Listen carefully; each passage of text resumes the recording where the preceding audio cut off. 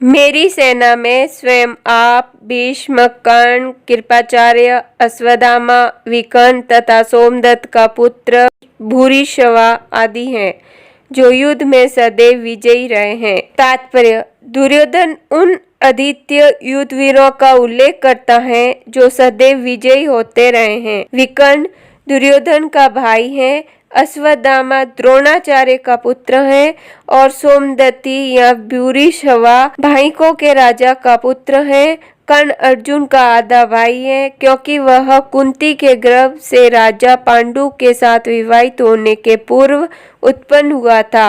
कृपाचार्य की जुड़वा बहन द्रोणाचार्य को ब्याही थी।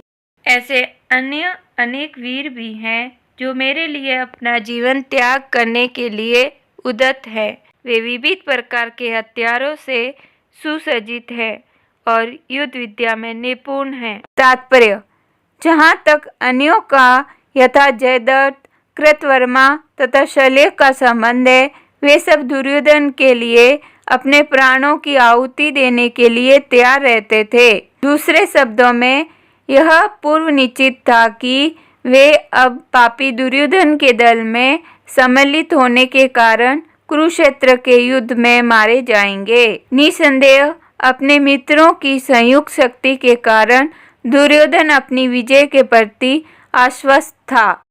हमारी शक्ति अप्रिय में है और हम सब पितामह द्वारा भलीभांति संरचित है, जबकि पांडवों की शक्ति भीम द्वारा भलीभांति संरचित होकर भी सीमित है।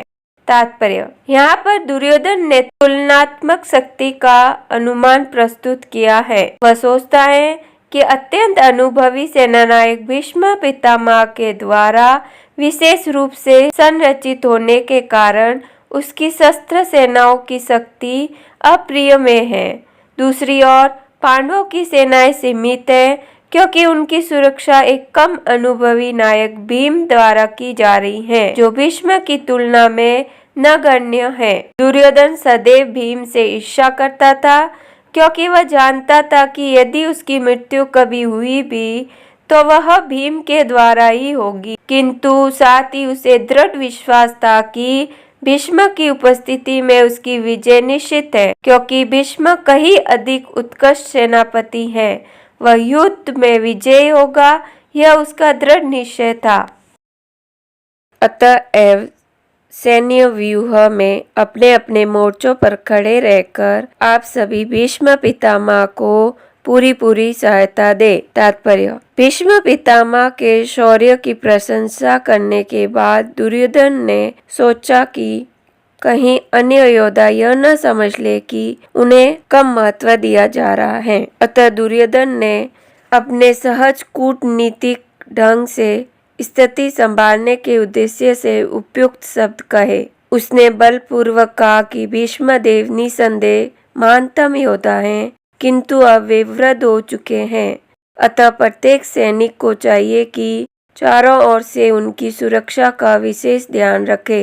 हो सकता है कि वे किसी एक दिशा में युद्ध करने में लग जाए और शत्रु इस व्यवस्था का लाभ उठा ले।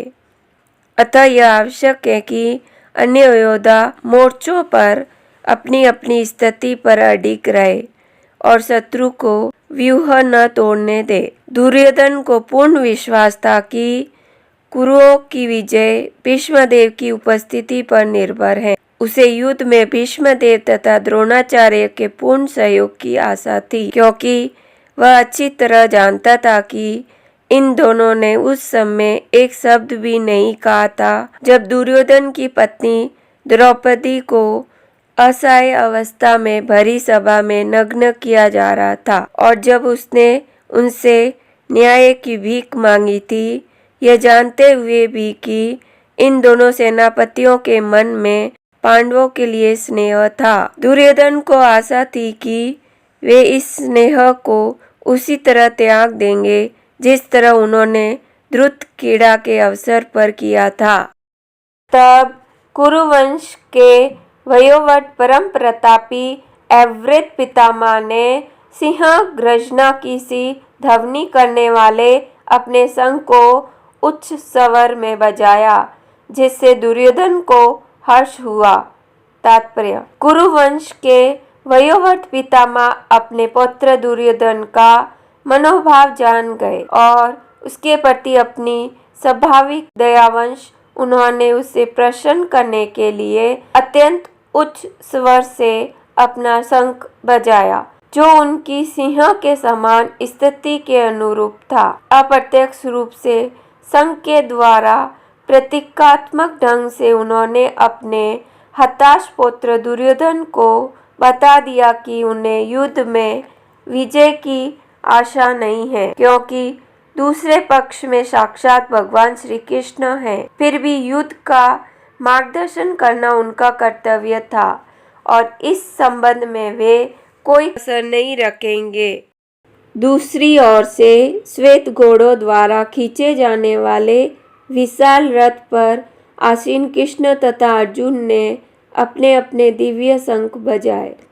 तात्पर्य: भीष्मदेव द्वारा बजाए गए शंख की तुलना में कृष्ण तथा अर्जुन के शंखों को दिव्य कहा गया है। दिव्य शंखों के नाद से यह सूचित हो रहा था कि दूसरे पक्ष की विजय की कोई आशा न थी, क्योंकि कृष्ण पांडवों के पक्ष में थे। जय सदा पांडवों के पुत्र जैसों की होती है, क्योंकि भगवान कृष्ण उनके साथ हैं और जहाँ जहाँ भगवान विद्यमान है वहीं वहीं लक्ष्मी भी रहती हैं, क्योंकि वे अपने पति के बिना नहीं रह सकती। अतः जैसा कि विष्णु या भगवान के शंख द्वारा उत्पन्न दिव्य ध्वनि से सूचित हो रहा था, विजय तथा श्री दोनों ही अर्जुन की प्रतीक्षा कर रही थी। इसके अतिरिक्त जिस रथ में दोनों मित्र आसीन थे वह अर्जुन को अग्नि देवता द्वारा प्राप्त था और इससे सूचित हो रहा था कि तीनों लोकों में जहाँ कहीं भी यह जाएगा वहाँ विजय निश्चित है।